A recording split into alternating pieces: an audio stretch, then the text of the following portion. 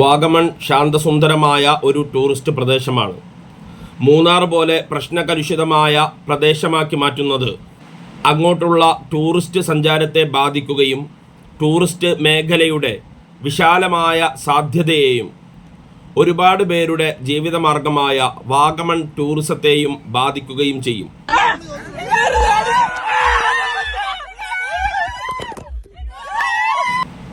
പ്രത്യേകിച്ച് ഇത് ആദ്യത്തെ ഒരു സംഭവമല്ല.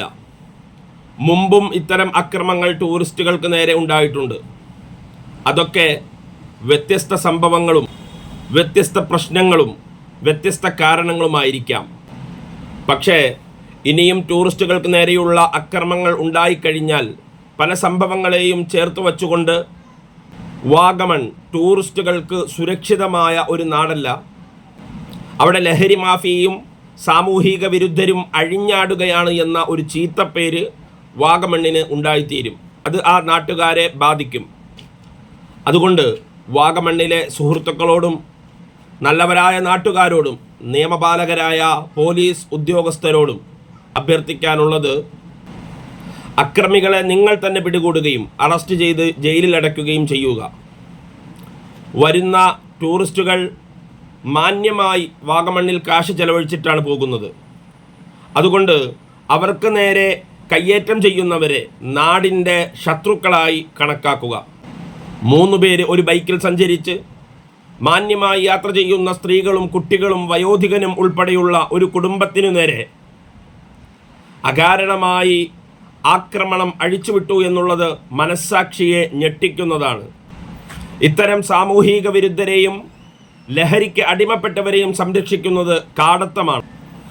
ആ നിലവിളിക്കുന്ന ആ കുഞ്ഞിന് ഈ സംഭവം വലിയ ഒരു മെൻ്റൽ ട്രോമ ഉണ്ടാക്കും. സ്ത്രീകളെയും കുട്ടികളെയും മാതാപിതാക്കളെയും കണ്ടിട്ട് ആക്രമിച്ചുവെങ്കിൽ മനുഷ്യത്വമില്ലാത്ത തെമ്മാടികളാണ് ഈ ക്രിസ്റ്റി എന്നും കൃഷ്ണൻ എന്നും പേരുള്ള അതോടൊപ്പം ആ അക്രമികളോട് കൂടെ ചേർന്ന എല്ലാവരും അത്രയും വലിയ ക്രൂരന്മാരാണ്.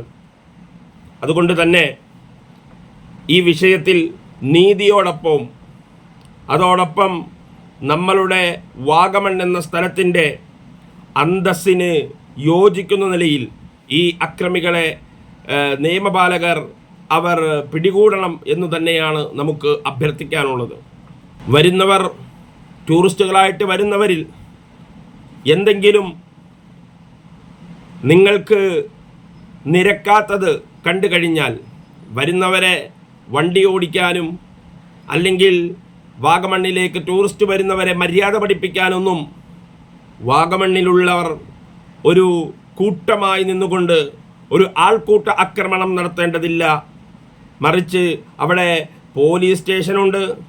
വളരെ കൃത്യമായും സുതാര്യമായും വാഗമണ്ണുകാർക്കെല്ലാം സുപരിചിതമായ പോലീസ് സ്റ്റേഷനാണ്. അതുകൊണ്ട് പോലീസ് ഉദ്യോഗസ്ഥരെ വിവരമറിയിക്കുകയും നിയമപരമായി നീങ്ങുകയുമാണ് ചെയ്യേണ്ടത് എന്നുകൂടെ ഓർമ്മിപ്പിക്കുകയാണ്.